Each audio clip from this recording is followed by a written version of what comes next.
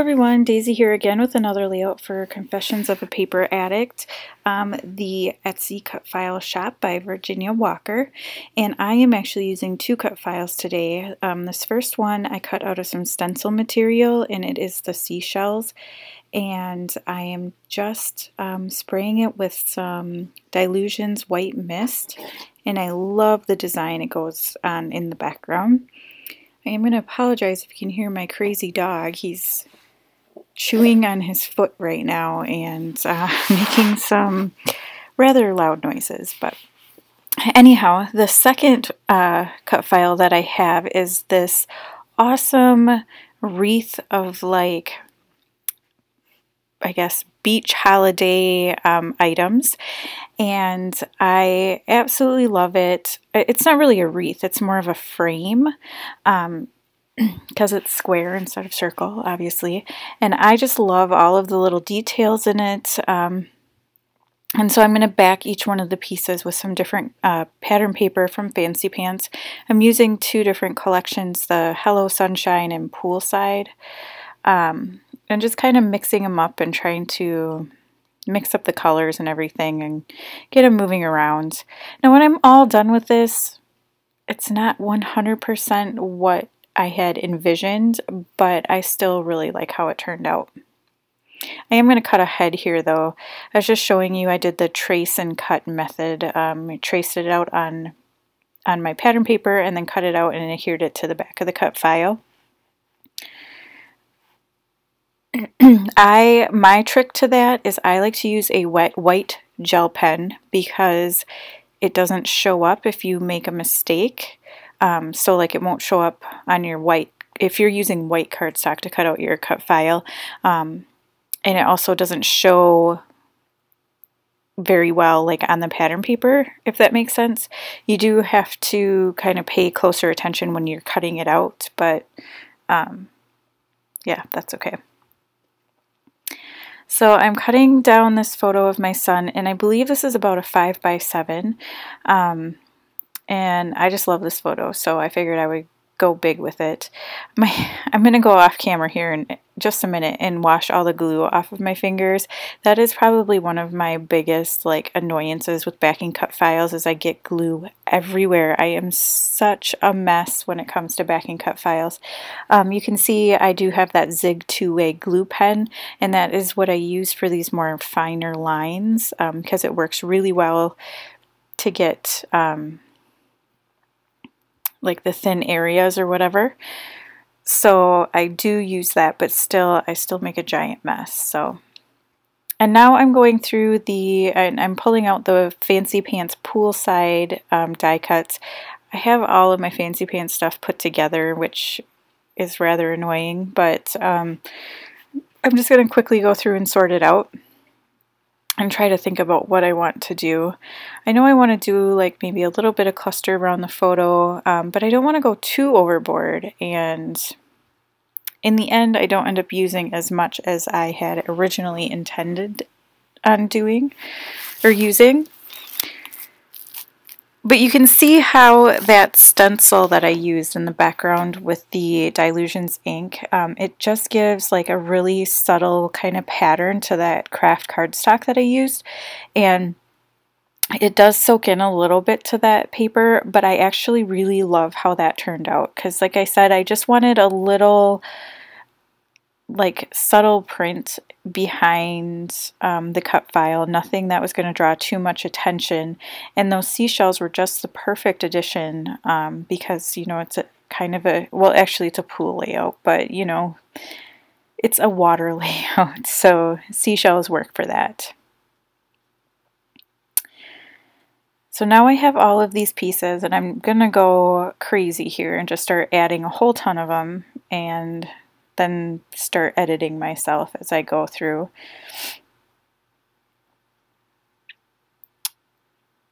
I really wanted to use these water splashes, and I do get a couple on, but not as many as I was originally intending to. And the only thing I'm finding is with the Poolside die cuts is there a lot of blue and red. However, in the pattern papers, I didn't feel like there was as much like blue and red, so I felt like it was just a little too overwhelming, or like I was trying to add like a completely different layout onto my layout, if that makes sense, by adding all these blue and red elements. So it does change a little bit from what you see here.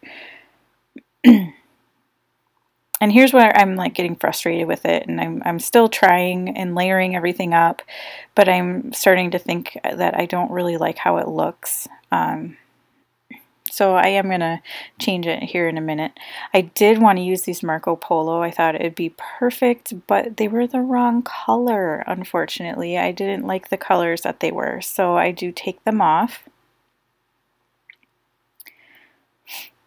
I was thinking about using that little Poolside, is the cool side, I think that's what it says, as my title piece. And then I was also thinking of using, there's a Splish Splash one that I kept trying to use, and I don't end up using either one of those. So I pull everything off and decide, well, maybe I'll look and see how I feel about adding some layers of cards or pattern paper behind it. So I just start trimming down some of my scraps and sticking them behind the photo, and I do like how that is looking better than all of the die cuts being tucked behind. And so I'm like, well, I don't really like that color, so I'm going to try a couple of other pieces here, but ultimately I end up with that piece of pattern paper that has all of the swimmers on it, and I kind of put that evenly behind my photo like I'm doing with this paper here. I'll just trade it out with that other paper. And I really like how that looks. And then I'm going to try adding some other little pieces here, and I end up deciding to add mainly blue colors because there's a lot of blue in the photo and it's a boy layout, so why not, right?